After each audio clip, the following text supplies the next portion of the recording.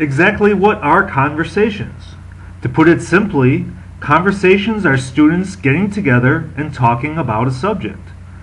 They're sharing opinions, experiences, beliefs, and social information.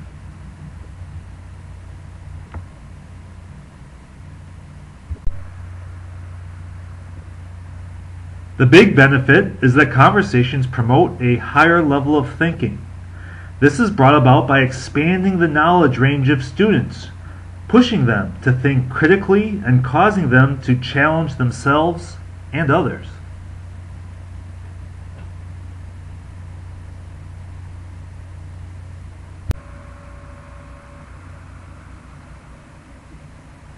So how does it work in the big picture? Take, for example, a conversation on a text that was just read by a group of students. During the reading, students relate the subject of the text with their own knowledge base and tie the information together into one comprehensive unit. During the conversation, students share their thoughts and connections they made, which broadens the understanding for everybody. This naturally differentiates instruction for multiple levels of student ability. Students naturally learn in different ways from peers than they do from a teacher. A leader may offer prompts to stimulate thinking for scaffolding of learning. After fleshing out ideas, there is a time of reflection and documentation to further entrench the ideas in the minds of the students.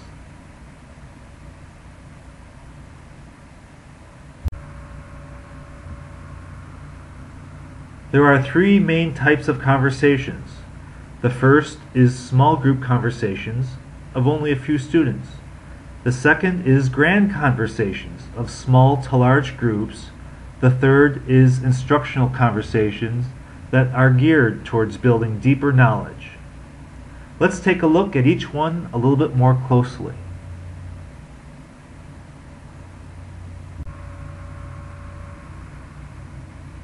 In small group conversations, students are in groups of no more than 6 and are tasked with learning from each other. Students learn how to operate in a group, taking turns speaking and listening to others.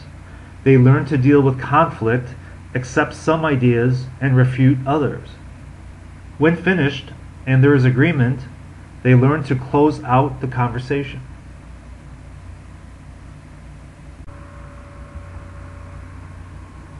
Grand conversations occur in small groups or the whole class. It is important for students to have a feeling of community so that they all will feel welcome to share and engage in the conversation. Students will often take the lead and share information with the instructor acting as a participant as well as a leader. Initially, the students start with open-ended input and share reactions and thoughts on the text.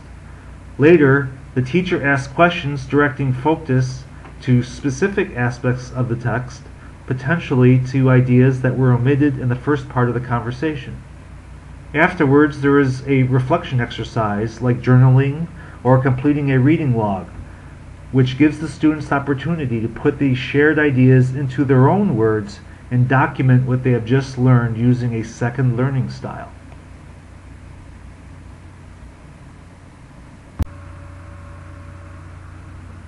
Instructional conversations are similar to grand conversations in that students are active participants sharing their ideas and building knowledge from the input of other classmates.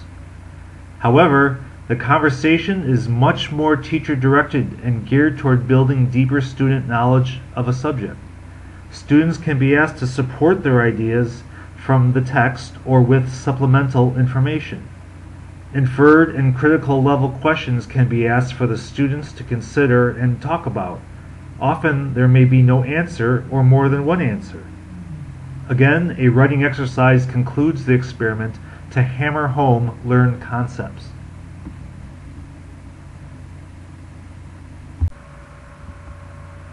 There is a famous saying, "I hear and I forget. I see and I remember. I do and I understand." This highlights the importance of not just hearing information or reading a text, but also talking and thinking about a subject from different aspects and writing down one's concretized thoughts. Dr. Kathy Morgan from the esteemed Liberty University said, "The longer I teach, the more I realize that learning does not take place in the absence of discussion."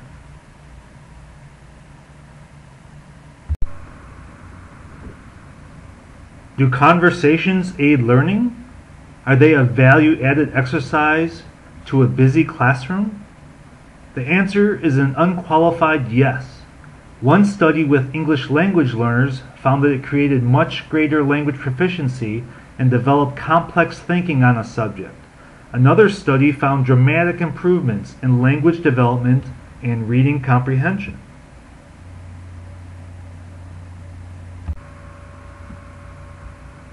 So who can use and benefit most from this tool?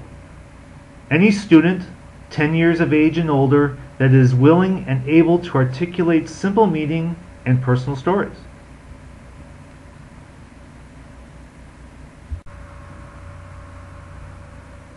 So how can you gauge the efficacy of conversations?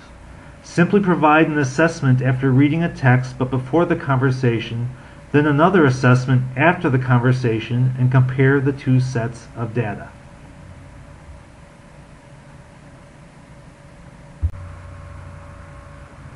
However, in order to be successful, the students must have actually had to have read the text, and students must engage in the conversation.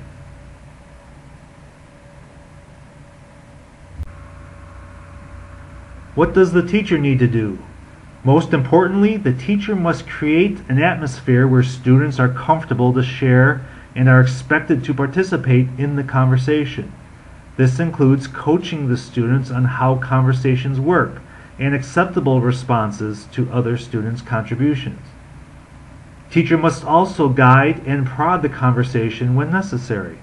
There may be times when students are hesitant to contribute. Teachers must stimulate students' thoughts and support student thinking with ideas they may have missed. A key ingredient is to provide the means for the student to document what was learned. So now that you know how conversations work, let's have a conversation about conversations.